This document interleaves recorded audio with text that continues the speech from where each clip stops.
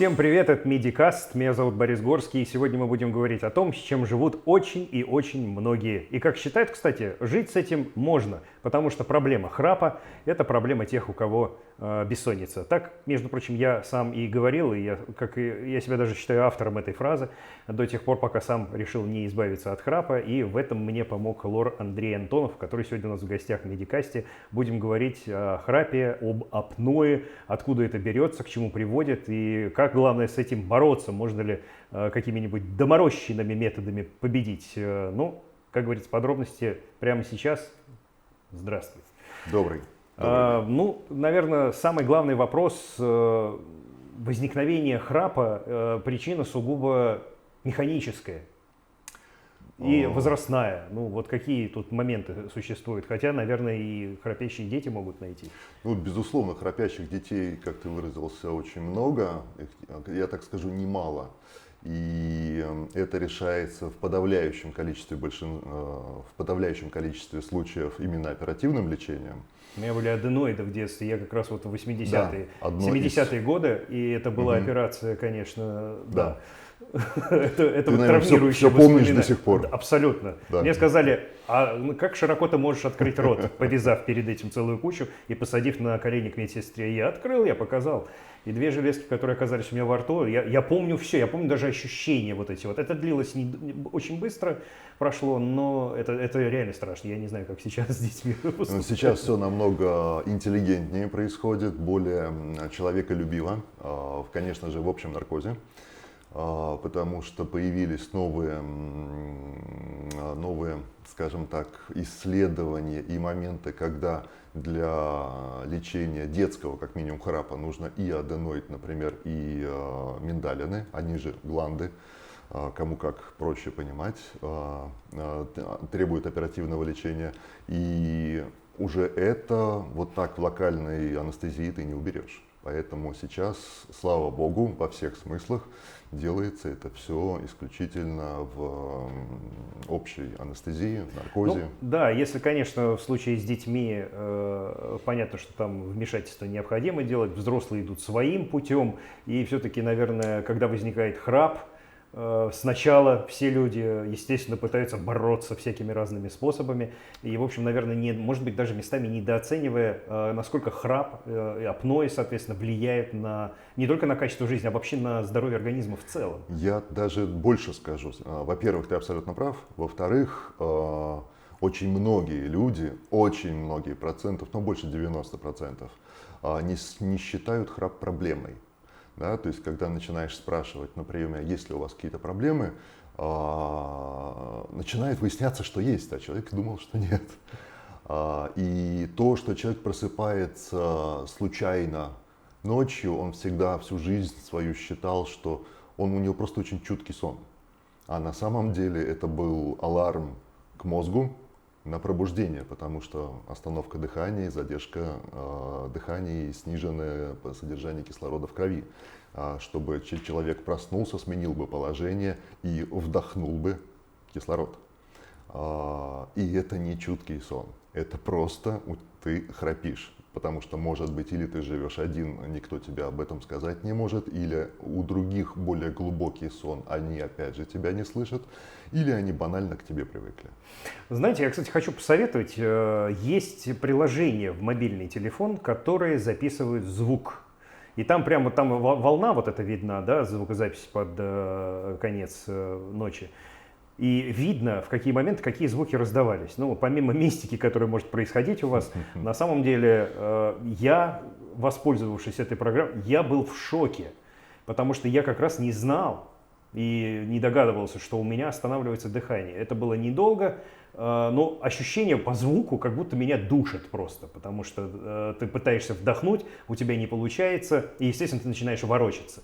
Но таких ситуаций было много, и я знаю, у меня знакомая одна мне писала о том, что повесила аппарат, который фиксирует остановку дыхания ночью, и у нее за час было порядка 86 остановок дыхания, сказала.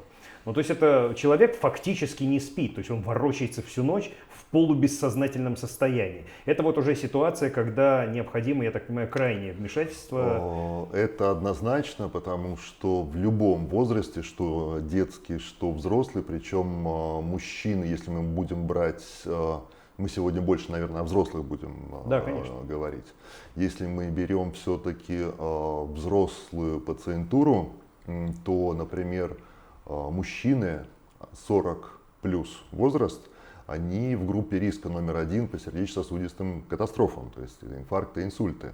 Это к вопросу об недооценке начинающегося храпа.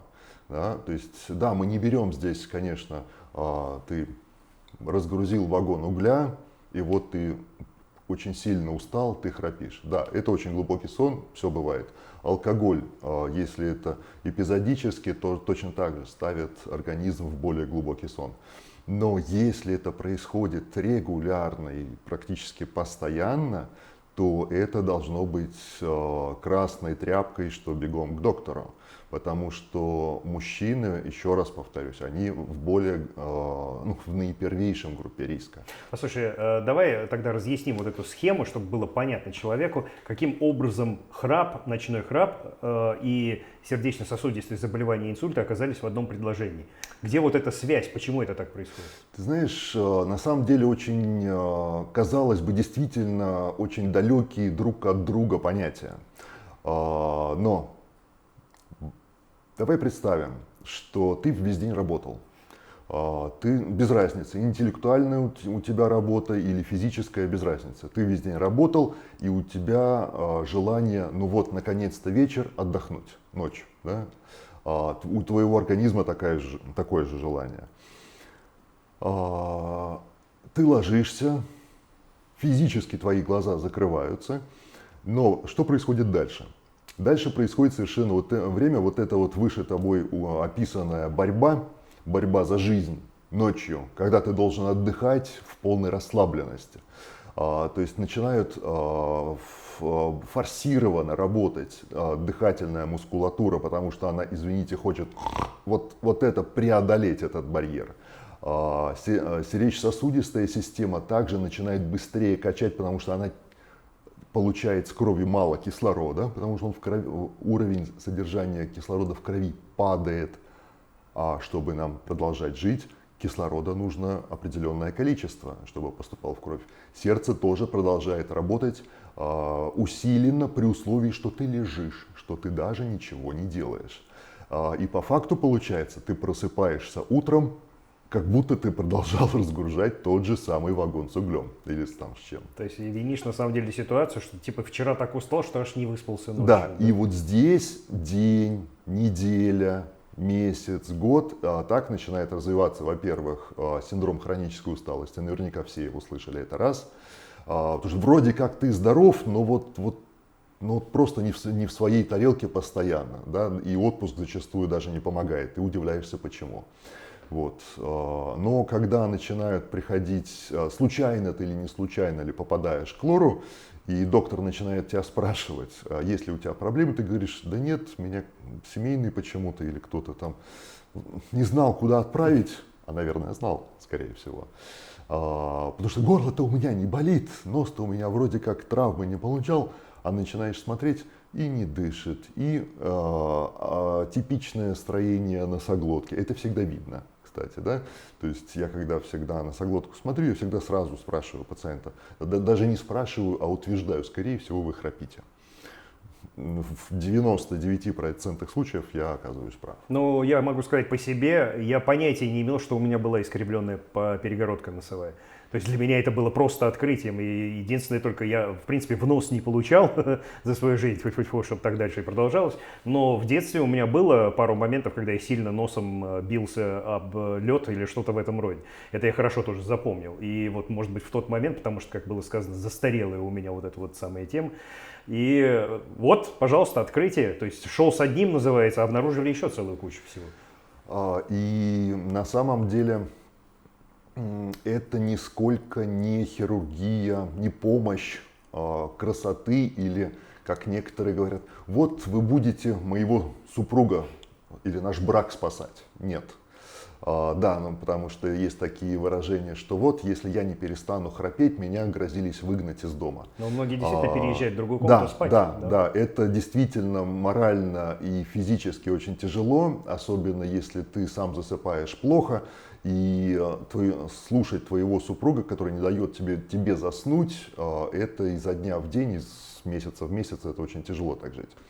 Но мы наоборот, мы спасаем жизнь даже, да, в перспективе не сегодняшней, не завтрашней, мы спасаем жизнь в перспективе 1-5 лет вперед, там, да, потому что еще раз говорю, что такой человек имеет очень высокий риск, шанс или риск, как угодно можно называть, инфарктов миокарда, инсультов, да, то есть поражение сосудов, жизненно важных органов. Я даже читал, что там гормональный фон нарушается. Однозначно, потому что годами продолжающийся синдром хронической усталости, он никуда не уходит. Ты просто, живя с ним, с этой проблемой уже 5-10 лет, ты не ставишь себе это проблемой, ты пытаешься как-то себя развеселить, там, записаться в спортзал, улучшить питание даже. Но проблема далеко не в этом. Да, это прекрасно, что ты стал хорошо питаться, но если твоя физиология носоглотки продолжает быть неправильной для данного конкретного возраста, типа человека и перенесенных заболеваний, вот это все вместе учитывается, да, в объеме помощи, то все будет продолжаться. Да, ты будешь питаться правильно, но проблема будет, она не будет, может быть, так активно прогрессировать, но, к сожалению, она будет идти дальше. Ну, в интернете, кстати, очень много всяких разных способов есть, как уменьшить храп. Наверняка кому-то эти способы помогли, но я бы сказал, наверное, самый популярный – это похудеть. Действительно ли лишний вес, убрать лишний вес, возможно, поможет человеку? Я читал многие комментарии, статьи, псевдостатьи, скажем так, то, чем наводнен сейчас интернет. С относительной безопасностью, я так скажу даже, человек может себе помочь действительно снижением веса. Словом относительным я ставлю определенный такую звездочку, что называется, чтобы без фанатизма, да, то есть не надо уходить действительно в крайние потери веса, да, это тоже ничего хорошего, да, то есть нужно постараться вернуть свой вес, который присущ твоей, не знаю, там, расе, росту, ростовым твоим характеристикам, да, то есть, а не стараться гнаться, пытаться за цифрами красоты. Но я еще где-то видел тоже хороший бизнес-маркетинг такой, типа какие-то специальные капли или, может быть, эфирные масла, которые вот ты на подушку капнул, и вот типа после этого у тебя будет там все просто замечательно. Тоже, наверное, я так думаю, честно ответить, зарабатывают те, кто продает масло, наверное. Если ответить коротко, интеллигентно и честно, да. Понятно.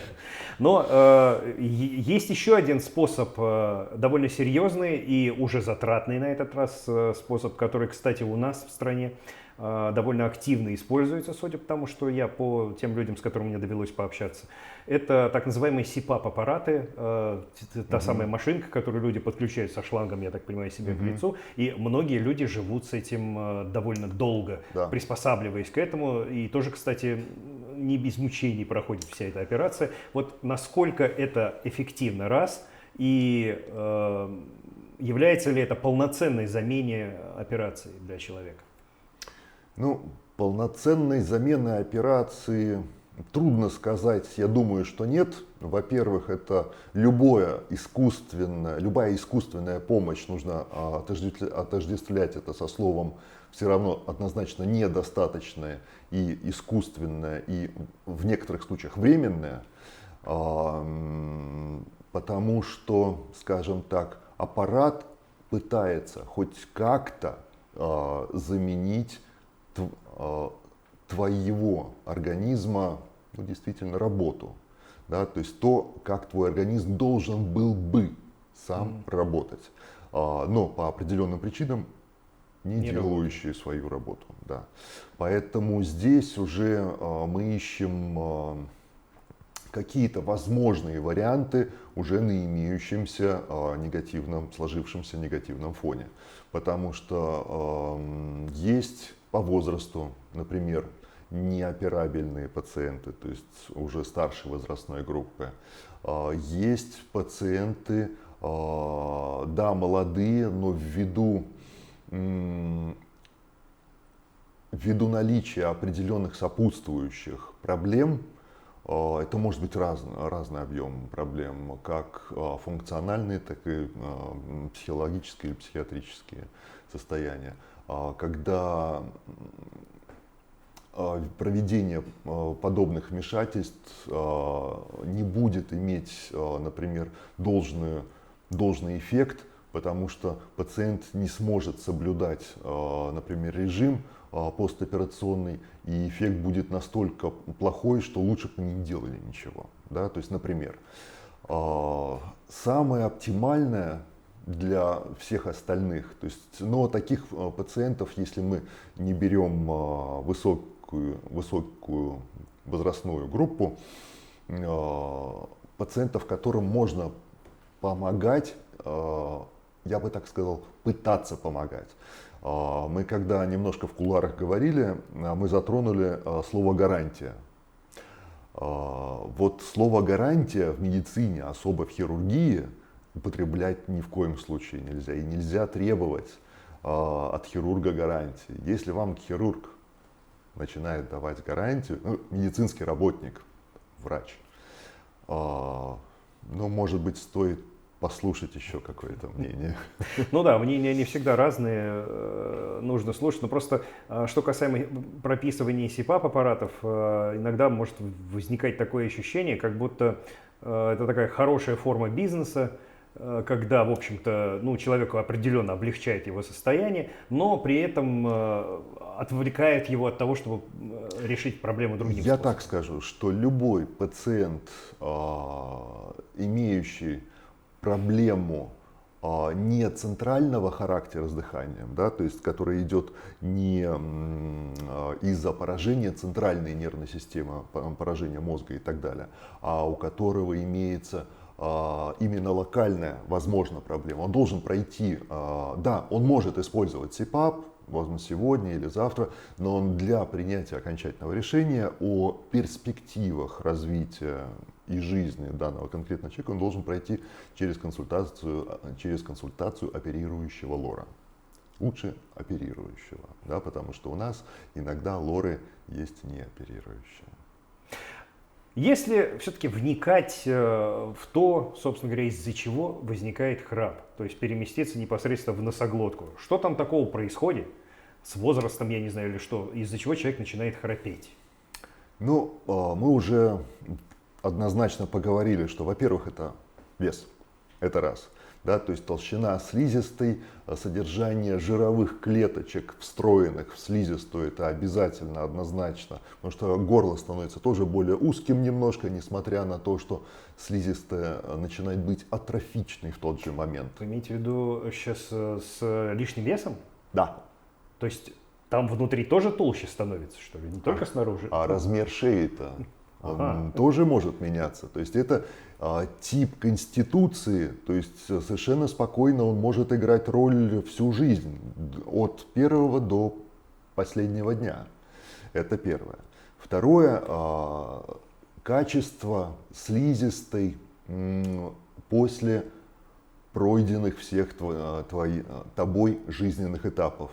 Травмы ли, перенесенные гаймориты, насморки, как ты их правильно лечил, не стала ли слизистой хронической, и уже из-за хронического в дополнение ко всему вышеперечисленному уже хроническая форма начинает добавлять отек, перманентно находящийся в носоглотке, который тем самым закрывает ход для воздуха.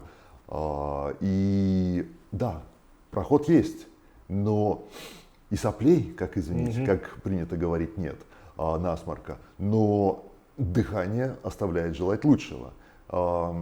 Я думаю, что многие, если когда ходили во время отдыха, посещали какие-то водопады, видели наверняка, вот когда вода падает, вот место падения, там прямо выточены такие формы, да, как вот таз или что-то там такое, да. Это работа воды в течение тысяч лет, очень длительного времени. Воздух, проходя у нас через нос всю жизнь, точно так же формирует всю челюстно-лицевую формулу. И пазухи, и перегородки, и верхнюю челюсть. Поэтому это касается детей, что если у ребенка длительное время нос правильно не дышит, то будьте готовы к 14-15 годам, если эта проблема не решена, у вас начнутся ортодонтические очень серьезные проблемы. Но начнутся они сначала у ребенка, потом у вас, потому что это не дешевое это дорого, состояние. Да. Поэтому и вот формы челюстно-лицевой области, состояние слизистой, состояние мышечного каркаса носоглотки, да, то есть мягкое небо, строение и сила, если можно так сказать, мышечная сила дна полости рта, которая также принимает участие в храпе, потому что язык у некоторых может западать, да? Вот у кого-то в правильной формуле остается. И это все вместе играет роль. Да? То есть не только то, что вот всем надо нос поправить. Здесь нужно смотреть, во-первых, я уж не беру радиологические конкретно какие-то исследования, здесь нужно смотреть, каждый человек, он очень индивидуален. Кому-то надо только нос поправить, чтобы вопрос решился, кому-то надо только горло поправить, кому-то надо и нос, и горло, и еще что-нибудь. Да? Вот, поэтому, я вес имею, например, в виду. Поэтому эти вопросы, они очень, во-первых, комплексные, да, то есть и нет золотого рецепта.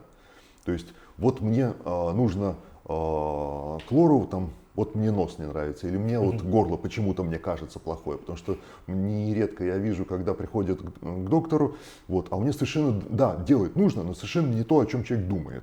Да? То есть единственное, что скажу, что любой такой человек должен как минимум пройти через врача-специалиста. Ну, я, кстати, по себе могу сказать, по своим ощущениям, поскольку мне в том числе исправили перегородку, ты же привыкаешь за годы. Человек вообще приспосабливающееся существо, и неудобства, кажущиеся, он начинает превращать для себя где-то внутри в некую данность. Ну, то есть, оно так и должно быть. Да. И вот когда исправили нос, я для себя понял, что я совершенно никогда не дышал правой ноздрёй. Ну, точнее, я дышал, конечно, но количество воздуха, которое через него проходило, и вот до сих пор у меня вот это странное ощущение, что я вдыхаю носом, и я ощущаю, что у меня два одинаковых потока воздуха входят вот туда, это, конечно, что-то такое потрясающее ощущение. То есть оно у меня до сих пор, невзирая на то, что с операцией прошло много времени, но я кайфую реально с этого ощущения. То Спасибо. Есть вот тот самый, да, вариант, когда надо слушать врача, что тебе говорят, потому что мне менять нос? Какой там, все нормально. Если говорить о том, что пациент уже понял, что ему необходимо уже непосредственно хирургическое вмешательство, какие виды операций существуют? Поскольку я так на своем опыте понял, что существует не один вид операции, а есть такой лайт-вариант, есть более такой серьезный вариант, насколько один лучше другого и к чему готовиться. Ну, скажем так, в любом случае, так или иначе, необходимый объем утверждает хирург. Как уже только что я сказал, то есть кому-то это и нос, и, например, горло. Потому что, причем это может быть в абсолютно разном объеме, да, то есть не вдаваясь, если в подробности, цель всех вышеуказанных вмешательств — это улучшить проходимость верхних дыхательных путей, точнее носоглотки. А носоглотка у нас включает в себя нос и горло, да? Если так очень грубо брать. Очень дотошные специалисты меня сейчас могут сразу исправить, что там немножко по-другому классифицируется, но мы не претендуем на научность нашей сегодняшней беседы. Да? То есть для обывателя это нос и горло. Что касается носа, нужно обязательно посмотреть, насколько проходимы носовые пути и насколько есть или наоборот нет развитый хронический отек слизистой, потому что он может развиваться как просто в течение нашей жизни, жизнедеятельности, проживания в городе, на пыль или наоборот работа на загрязненном предприятии каком-то или какое-то сопутствующее у тебя есть заболевание, да? То есть вот объем отека, потому что в принципе если брать сопутствующие заболевания, нередко случается так, что случайно обнаруживаются хронические синуситы, они же каймориты или воспаление других синусов и пазух, которые человек не чувствует, но они там находятся годами и провоцируют утолщение слизистой, и человек поэтому и не дышит. То есть ты убираешь причину, вот этот очаг хронической инфекции, уменьшаешь объем слизистой, патологически утолщенной слизистой, и человек начинает дышать. Это один вариант. Или, например, выпрямляешь носовую перегородку, и человек опять же начинает дышать. Да? То есть цель у нас всегда конечная, одна и та же, чтобы человек дышал, да? Чтобы объем кислорода на входе у нас дошел до конечной точки. И это произошло бы с минимумом физических потерь при спокойном дыхании, особенно ночью. Нам это крайне важно, да? Потому что днем мы можем контролировать усиление дыхания, уменьшение его и так далее. Ночью мы живем, по сути, на рефлекторном дыхании. Да? Вот, поэтому, опять же, строение горла. Да? То есть мы исправили нос, но из-за возрастных или просто твоих особенностей, которые тебе подарили родители, допустим, мягкое небо очень или дряблое, или в принципе низкое, да, то есть, ну, вот так вот у мамы, у бабушки, вот так у всех было. То есть это тоже нужно корректировать, да, смысл и цель. То есть, по сути, это пластика, да, получается? Да, то есть как пластика носовой перегородки, пластика, например, раковин в носу, это те места, которые в первую очередь утолщаются при длительном хроническом отеке, насморке, да, в носу. И, например, точно так же отекает тот же самый язычок. Но не язычок, с помощью которого мы разговариваем, а тот, который у нас висит в горле, да, кургунибу. Ну, раньше же, по-моему, даже была такая операция, когда конкретно вот этот вот язычок там то ли подрезали, то ли что-то в этом роде да, делали. но сейчас операции, они более модифицированы, то есть они делают даже большую пластику всего небного кольца, то есть небные дужки вместе с подъемом самого неба и, безусловно, конечно, пластикой самого язычка, потому что чаще всего именно низко находящийся язычок вместе с небом, конечно, плюс форсированное дыхание, вот это и создает звуковой храп. Да? То есть, но это звуковая волна. Вот. Что это влечет за собой функционально и физически, да, то есть это, мы об этом уже поговорили, да, то есть это сниженное содержание кислорода, повышение тромбообразования, кстати, и давления у такого пациента, потому что он постоянно работает, постоянно в нагрузке сердечно-сосудистая система, и в итоге очень высок риск тех неприятностей, которых мы уже затронули в самом начале, да, с того, с чего мы начинали. Это, ну, скажем так, наша всегда цель, чтобы минимизировать. Это не будет гарантия, да, то есть как некоторые там приходили, спрашивали, что а вот теперь точно там не будет там у меня вот этого там. И, ну, скажем так, ну если сегодня у тебя риск был взять там 30%, то после наших всех мероприятий он у тебя останется, он будет у тебя, но он будет 3%, 5%. Да? 5 это лучше, чем 30.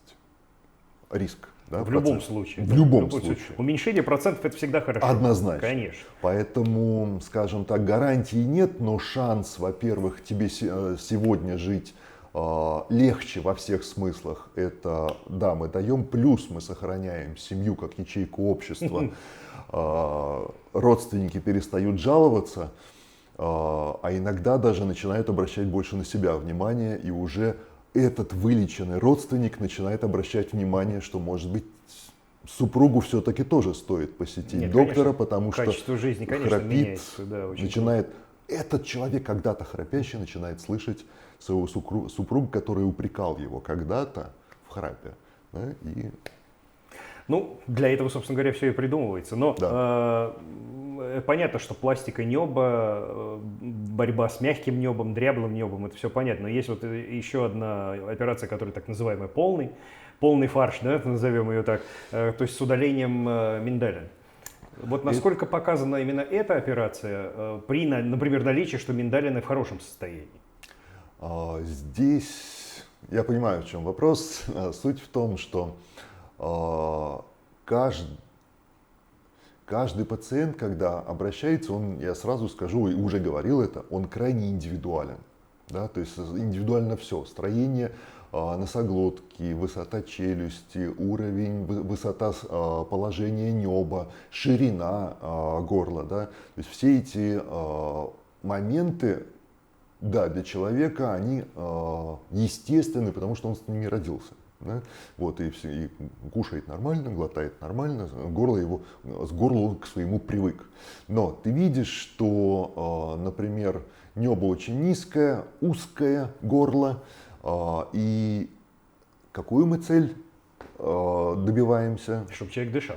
Да, проходимости дыхательных путей, совершенно верно. И если горло в принципе достаточно широкое, и небо может быть, мягкое небо мы имеем в виду, может быть скорректировано исключительно, скажем так, абляционными аппаратными средствами, это не проблема. Но если видим, что все-таки данному конкретному пациенту ты сделаешь, как ты выразился, light вариант, но скорее всего он придет к тебе обратно, потому что ему будет недостаточно, то ты, как хирург, всегда объясняешь, почему в данном конкретном случае нужно сделать в полном объеме, потому что это, во-первых, всегда наркоз, это, во-вторых, всегда травма, и такой человек, опять же, меньше выпадает из колеи, из рабочей колеи, из жизненной колеи и быстрее становится на рельсы выздоровления. Ну, наверное, самая, мне кажется, пугающая вообще ситуация, это, собственно, послеоперационное восстановление, которое, ну, мягко говоря, не несет в себе ничего приятного, тут надо признать. Действительно, как-то еда заходит хуже.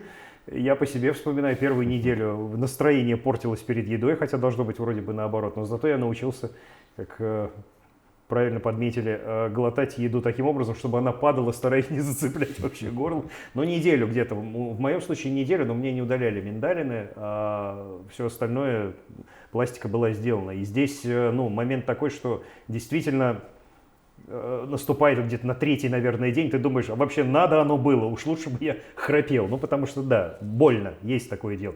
Но через неделю все, ситуация начинает резко меняться. И самое главное, нужно, наверное, учитывать тоже такой момент, что ввиду того, что операция была проведена, соответственно, там отек мощный, и, в общем-то, первая неделя, по себе могу сказать, у меня был такой храп, какого не было вообще. но там воздух практически не проходил, то есть приходилось просыпаться, там, дышать только ртом, то есть вот такие вот варианты. Но неделя вот такого конкретного мучения. Потом уже с болью так начинаешь жить нормально. Это вот, я так понимаю, нормальное восстановление после операции. Я спрошу иначе. Прошел месяц, у тебя возникло ли понимание того, зачем ты все-таки туда пошел? Через месяц уже было легче, конечно, да, потому что... То есть уровень боли и уровень дыхания. Конечно, первый уровень дыхания, да, вот как я уже сказал, что ты начинаешь дышать через нос, по-другому совершенно. А во-вторых, конечно, ты через месяц понимаешь, что ты лег в кровать, выключил свет, и у тебя через там 5 минут выключился сам, а то бывает еще сразу же вместе со светом сознание просто выключается. И ты можешь ворочаться всю ночь на спине, на боку, то есть у тебя действительно все это проходит теперь гораздо легче. Ну и тебя не слышат, опять-таки, те, кто спят рядом с тобой. Ну, здесь нюансов на самом деле много. То есть, вот, когда меняется качество жизни, тогда вот ты начинаешь понимать, ради чего все это было. То есть немножко так перетерпеть, но потом эффект приходит, правильно? Ну, правильно. У меня хорошая стоматологическая закалка в этом вопросе, поскольку я с этим тоже долго возился, и опять-таки операции были. Поэтому для меня вариант там общий наркоз, какая-то операция, боли после операции, это уже то, что нормальный человек уже привыкает к этому. То есть ты понимаешь, что с болью той послеоперационной можно жить. То есть это как бы норма. С этим можно справиться, тем более, что же не мужик, что ли, что там справиться с этими самыми делами.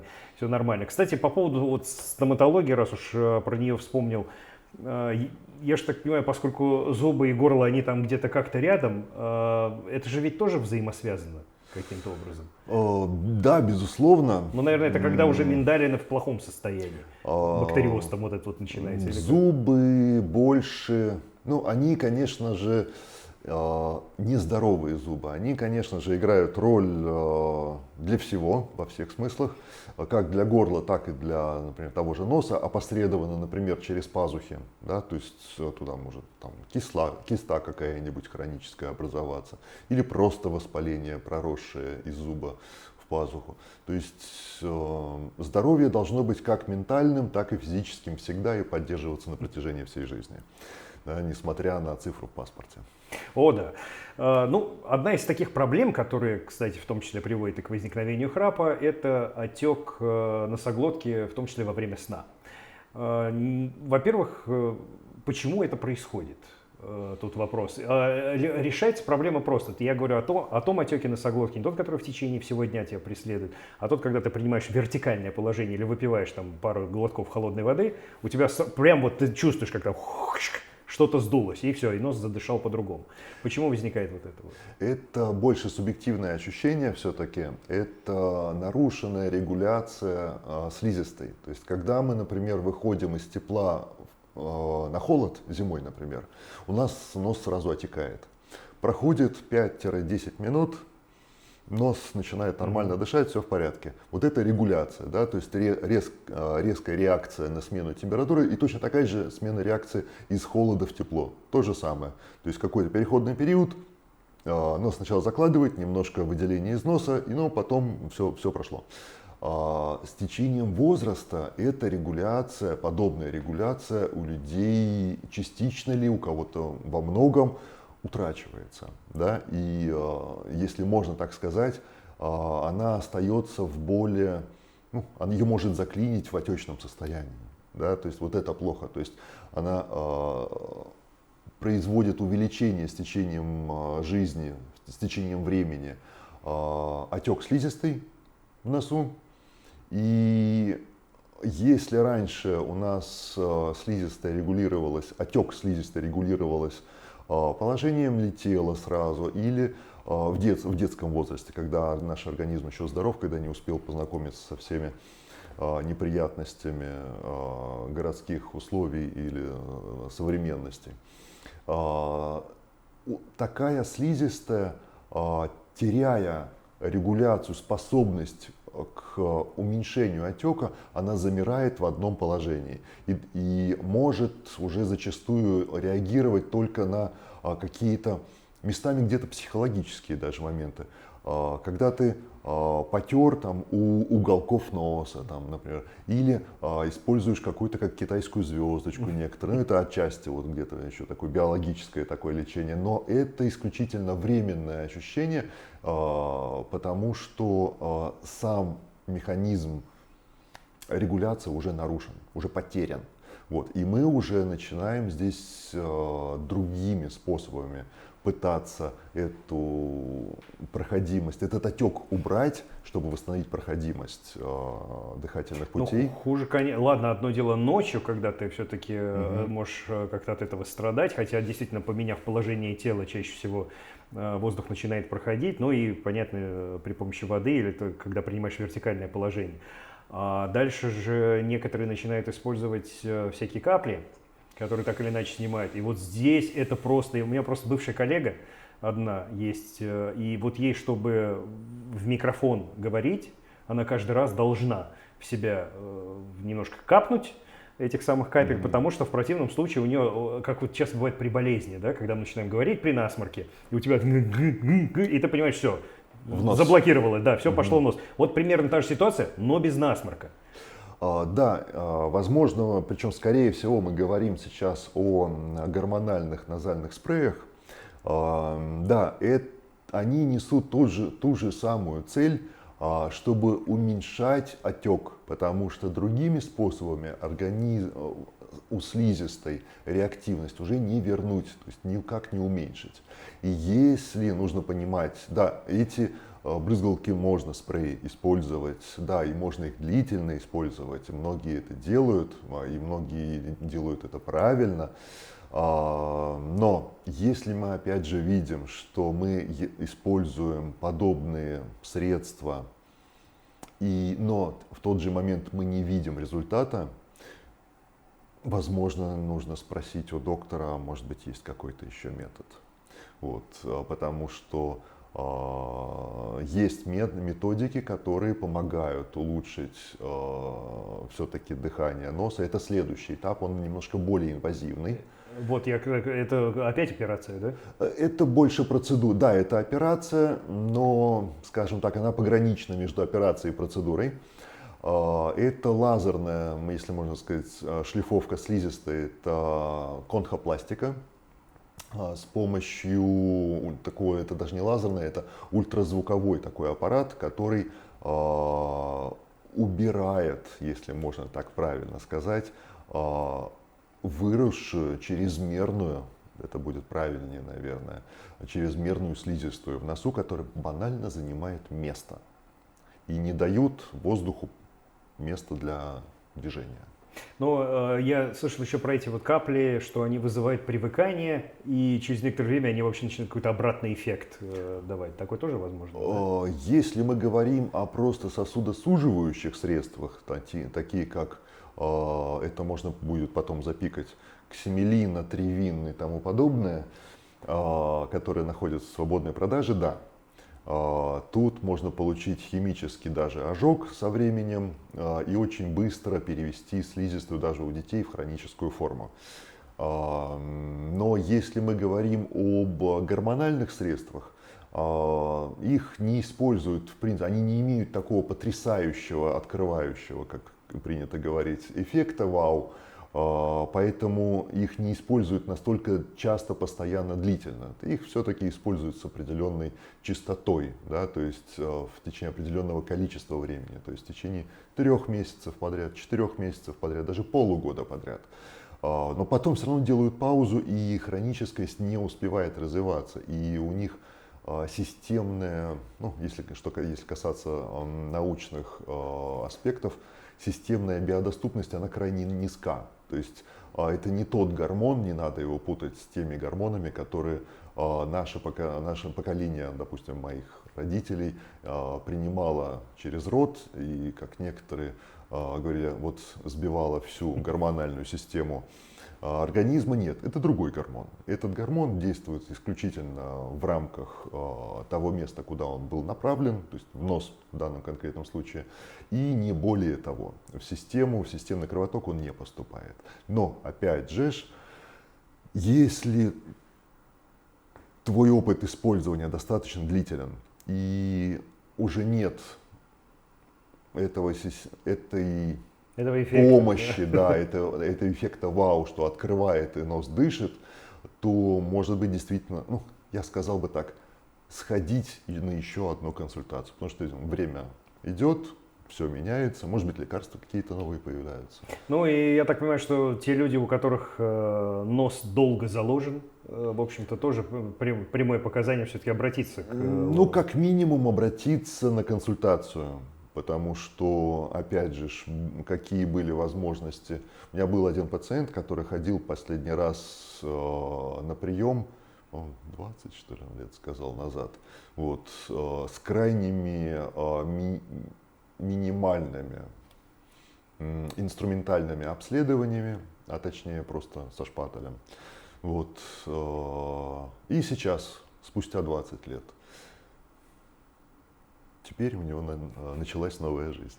Да, жизнь действительно меняется. Вот я по своему опыту могу сказать, в принципе, я жил с храпом долго довольно-таки. Там про то, что мучились люди, которые рядом со мной, про это я вообще молчу. Это у вас бессонница, да, вот поэтому и страдаете. А вот что касаемо самой ситуации, которая меня сдвинула, это то, что у меня отец, который очень сильно храпел, вот, к сожалению, ушел в прошлом году. И, по всей видимости, судя по тому, в каком состоянии находилось его сердце, храп, а он был очень сильный, задержка дыхания были по 40 секунд, как мать рассказывала. И он-то, в общем, наверное, я думаю, этот храп и повлиял очень сильно на эту ситуацию. И я тогда, поскольку сам человек страдающий и все-таки помоложе, решил задаться вопросом просто пройти обследование для начала, потому что никто вас в хирургическую не погонит, поверьте мне. И вот здесь как раз, познакомившись с доктором Антоновым, как раз и выяснилось, что и перегородка оказывается кривая. И вот в моем случае это была пластика, вот это так называемый, как доктор Антонов говорит, лайтовый вариант, когда миндалины остались на месте, но они меня еще пока не беспокоят, слава богу, и сделали все остальное. И вот что касаемо качества жизни, невзирая на то, что ты проходишь, да, через неприятные ощущения, через которые проходить в каком-то смысле даже, ну, для меня было, не побоюсь этого слова, прикольно, потому что это было какое-то преодоление самого себя, когда ты говоришь, что, ну вот, да, сейчас противно, больно, через какое-то время это будет меняться. И вот когда ты начинаешь понимать, что сейчас ты дышишь совсем по-другому, спишь совсем по-другому, это вот тогда ты понимаешь, что это стоило на самом деле для того, чтобы преодолеть самого себя. И самый частый вопрос, на самом деле, который я получаю и получал тогда, всех интересует как, собственно, сколько стоит, это раз. Во-вторых, как проходит операция. Быстро. Да, быстро, действительно. И третье, конечно, главный вопрос, возвращается ли храп. Но здесь мы возвращаемся к началу нашего разговора, когда про гарантию. Мы говорили, что гарантию ни один хирург дать не может. Храп действительно может вернуться по каким-то причинам. И в некоторых случаях виноват ты сам будешь. То есть, например, мы касались веса лишнего, да, то есть это своими руками. То есть то, как ты сможешь помочь, то есть одно дело ты, а хирург тебе поможет, это его задача, но ты тоже доктору должен помочь. Да, то есть здесь это исключительно совместная работа, потому что как некоторые, не все, но некоторые думают, ну вот, ну я же на операцию сходил, нет. Это всегда совместная работа. Иногда третий, родственник, да, то есть который диету поддерживает данному человеку, да, то есть стиль питания, да, то есть не разрешает много вкусностей кушать, может быть, да, то есть это всегда совместная работа. И тогда этот шанс, то, о чем мы говорили, да, не гарантия, а шанс, он будет крайне мизерным. Но в любом случае, даже при таком раскладе, тот негативный эффект, который оказывает храп, задержка дыхания во время сна, в общем-то, он, конечно, стоит того, избавление от этого эффекта стоит того, чтобы от него избавиться, потому что понятно, что каждый человек, наверное, хочет пожить подольше и желательно как можно более с максимальным комфортом. К сожалению, комфорта организм с возрастом предоставляет все меньше и меньше, где изнашиваются всякие разные детали в организме, вот где-то что-то подтянуть, где-то чего-то ужать, и это вот какие-то необходимые такие процедуры. На самом деле, я так подозреваю, что во время каких-то приемов, которые проходят, естественно, ежедневно, насколько я знаю, к доктору Антонову очередь стоит такая, что там и краев не видно, особенно по детям, я так понимаю, очень, очень популярно. Мне тут говорили как раз знакомые, которые говорят, мы только к Антонову, потому что вот этот человек, который творит чудеса. И это сейчас вот не Спасибо. дежурные комплименты, вот это подтверждено. Но я так понимаю, что удивление людей, которым вы рассказываете, в общем-то, то, о чем мы говорили здесь, оно часто, наверное, звучит в кабинете. Оно крайне нередко, потому что нередко так, не всегда, конечно, люди далеко не осведомлены, с чем действительно то, о чем мы сегодня проговаривали, о той проблематике. То есть он приходит с храпом, он не приходит с кривой перегородкой, он не приходит с больным горлом. Дыхания, да. Да, он приходит с храпом, а доктор ему начинает рассказывать, что надо или перегородку там поправить, или горло поправить. И потому что для такого человека всегда уже годами он уже смирился с типом этого дыхания, что я так дышу всегда, это не является проблемой для меня. Вот. И когда ты говоришь, что это, как он дышит, это неправильный, надо же сделать хорошо. Ну, есть люди, которые... Я никогда ни одного человека не принял на операцию без понимания с двух сторон. То есть со стороны хирурга, со стороны пациента. То есть есть люди, которым нужно подумать, им нужно объяснить, почему. Да? То есть не потому, чтобы ты не храпел, или чтобы твоя жена, супруга или супруг не беспокоились бы. Проблема совершенно иная, да? И она более жизненно актуальна в разы, да, нежели просто моральный комфорт. И подумав, да, переоценив вот это состояние уже с другой точки зрения, чаще всего, да, понимание приходит. Но я помню вот эту фразу, которая прозвучала, я сейчас вот помню фразу, говорю, но помню ее примерно, что по поводу того, что если операция требуется более сложная, то вы никогда не пойдете на операцию, которая меньше, для того, чтобы угодить пациенту. Она априори не принесет должной пользы, мы просто сходим в наркоз, у вас будет такие ожидания, что мне же что-то сделали, операцию. Потому что хирург по заказу не может по заказу работать. не работает. Вот. Да, то есть ко мне приходили порой, сразу пользуясь случаем, скажу, когда приходят родители, говорят, вот помимо аденоида мы хотим еще и гланды убрать, миндалины. Ребят, это не ко мне. Вот. По заказу, я думаю, что даже в Эстонии мои коллеги не возьмутся за это. Так это не работает. Лор Андрей Антонов был сегодня в Медикасте. Вы узнали много полезной информации. Я почти уверен, что она вам пригодится. Спасибо. Спасибо.